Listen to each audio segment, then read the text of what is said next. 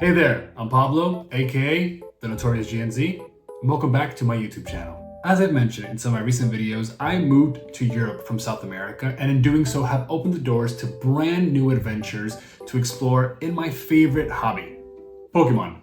Of these new adventures, one of the ones that I had never lived was going to a card show. Now, while I have always leaned on the video game side of Pokemon, I have recently reopened my love for TCG. Not so much the game itself, although I have played a bit, but for collecting just the cards.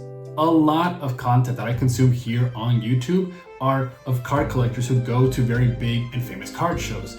Collectors like Pokerand, Coop, Deep Pocket Monsters. They're all wonderful creators who showcase the agile and big, fast-moving pace environment of these card shows. And so one day, I got an ad on my Instagram page showing me of an upcoming Paris card show.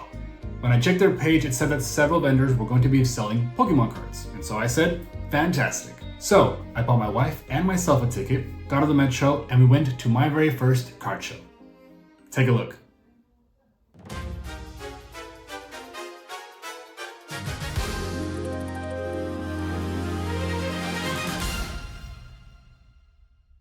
I arrived at l'Espace Champerret here in Paris, where the Paris card show was being hosted on a lovely Saturday morning. Now, I had never been to a proper card show, and my only reference were all those videos on YouTube of big shows in the US and the UK with all these lights and people and booths and stands and just noise. So when I got there, it was a bit underwhelming. The event here was kind of set up like those events where universities host all the different programs they're trying to sell to you so you can join their master's programs in some far off country. A lot of white booths with just a little bit of decor. It wasn't that special. But that was just the wrong first impression, because the real magic is when you get close to each booth and just see all the treasures they have laying out for you to look at and hopefully buy. One of the first booths I saw had a bunch of classic cards I remember in my head from my childhood. Cards I regretfully sold.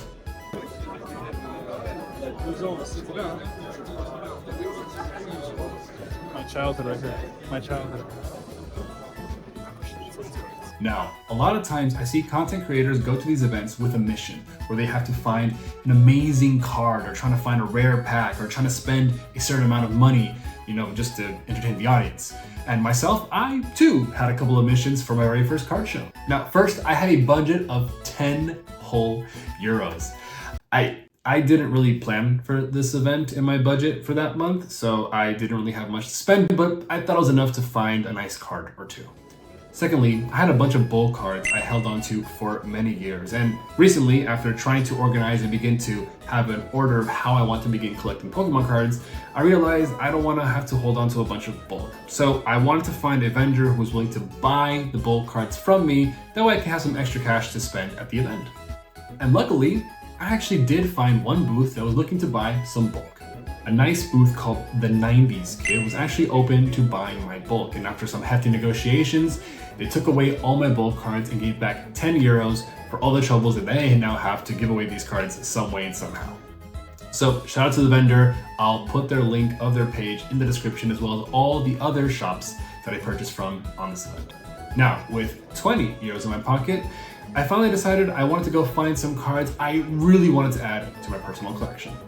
And luckily, after searching through some binders, I found two really awesome, cute illustration cards I really wanted to add to my personal collection. And so I bought them, and now I finally made my very first purchase at a card show with two cards for a new personal collection. While my interest is in Pokemon, this card show is actually more about sports trading cards. So I decided to take a look about what that world was offering. And man, was that a bit insane to me.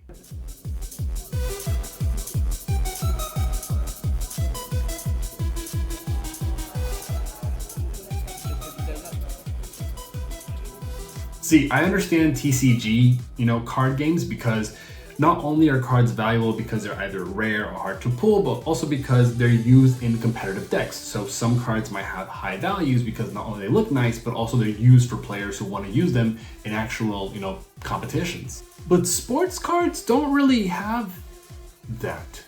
They are just valuable for the sake of being, valuable. I saw football and basketball cards worth hundreds of euros, and I genuinely still don't understand why. It's just because they're printed a few times? It kind of blew my mind away.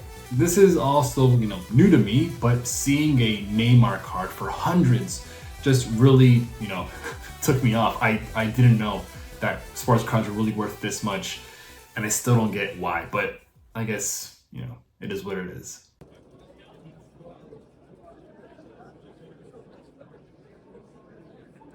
Now, like any major event, there were some stands offering some cool side events for you to participate in as you looked at all the amazing cards at the card show. Most of the cool side events were actually giving away free stuff. And as a proper child of consumerism, I love getting a bunch of free stuff for things I don't care about or don't really need. I participated in a wheel spinner where you would spin the wheel and you would get 2 free packs of whatever the wheel would land on. And luckily, I got myself 2 packs of UEFA Under 21 Championship packs.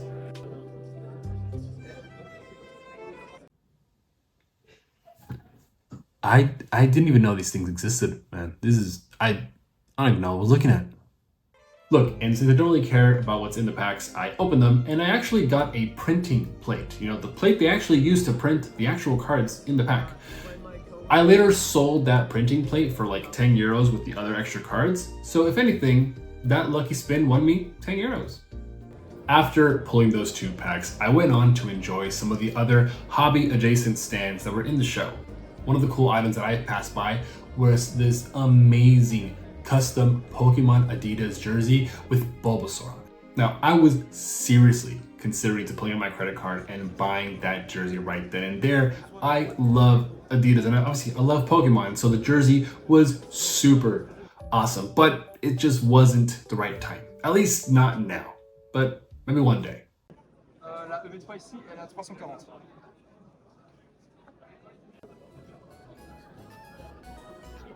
While venturing off from Pokemon was fun, my wallet was itching to still be burned to find some new cards for my personal collection.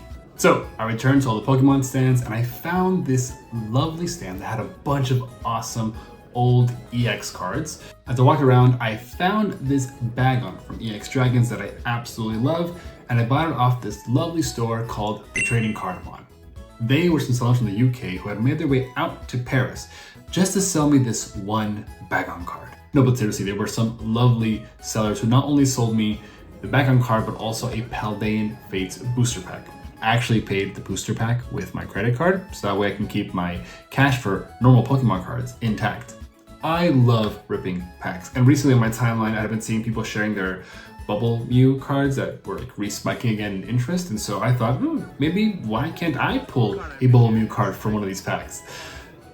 Hopefully. I appreciate it. Thank you guys so much. Thank you guys. Now, before I left, I noticed that there were still some other side events going on at the card show.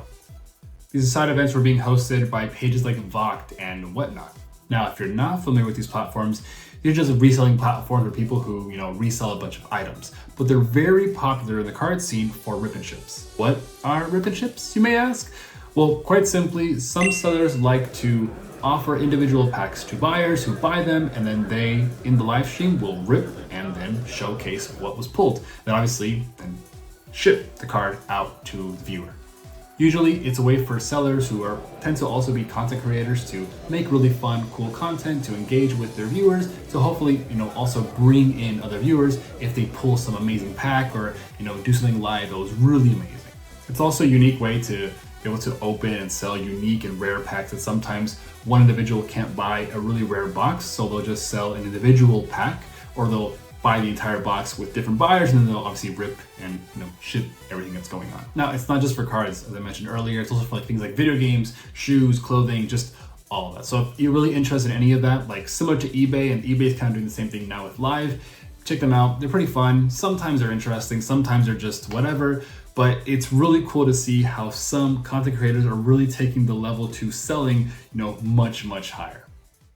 One of the last things I did that morning was I went to a booth that eBay had. Now, eBay had a very simple and fun booth. All you had to do was take a picture, upload it to Instagram, tag eBay, show them that you did that, and then they'd give you the chance to pull out a piece of paper from a box, and the piece of paper would read the prize that you would get. After taking the picture and putting it to my Instagram and showcasing to the lady, I got my chance to pull out a piece of paper. And man, was luck by my side that day. As I pulled out the piece of paper, it read, "You get a slab." And I was excited because I got my chance to pull my very first slabbed card. It actually was a PSA 8 Magneton from XY Evolutions. And I loved that card so much that I actually opened it up and I took it out of the slab. I don't know if you guys saw other video, but I like to make it very clear. I personally do not like slab cards, so it was fun to get my very first slab card, but also very fun to not have to, keep it and put it in my personal binder. Lastly, before leaving, I passed by that booth. I bought the 2 illustration cards earlier, and I actually got one last illustration card. It was the Furret from Journey Together. It's an absolutely adorable and cute, realistic drawing of Furret, and it's perfect for any personal binder collection, so I bagged it, and I made sure to take care of it before I head on back home. So, after getting rid of my bulk, buying my new cards, and winning a free slab, I was ready to head on home after my very first card show. I'll let myself from that day tell you his thoughts about his very first card show. So that was the Paris card show. It was really nice. I mean, obviously, this is the first time I'm kind of diving more into the whole card world. Will I dive deeper? We'll see. I don't exactly know. But what I do know is it's really cool to see the environment of people who love the cards for different reasons, right? There's a lot of financial reason, I get that. But there's also like the people who just genuinely love the cards. Like meeting a person who loved Cubone and seeing his Cubone collection there was absolutely awesome, right? It's absolutely incredible to see that, people find their ways to love their favorite Pokemon, their franchises, their sports. And the Paris card show is a great place to show. I mean, I can't wait to come to the next one down the line or the next big shows around Europe, but definitely a lot of fun. I don't know what the next thing will be, but whatever it is, I hope it's great as today. Really fun. Now, you're gonna be wondering, Pablo, you showed us all those nice little cards you got for your binder. What about that Paldean Fates booster pack you bought? What'd you get in the pack? Well, to answer that, we'll do it together on my next video. So I recommend you subscribe to find out what's hidden in this booster pack. Until then, you can check out some of my other previous Pokemon adventures here on my channel. Thank you for watching, and I'll see you on the next one.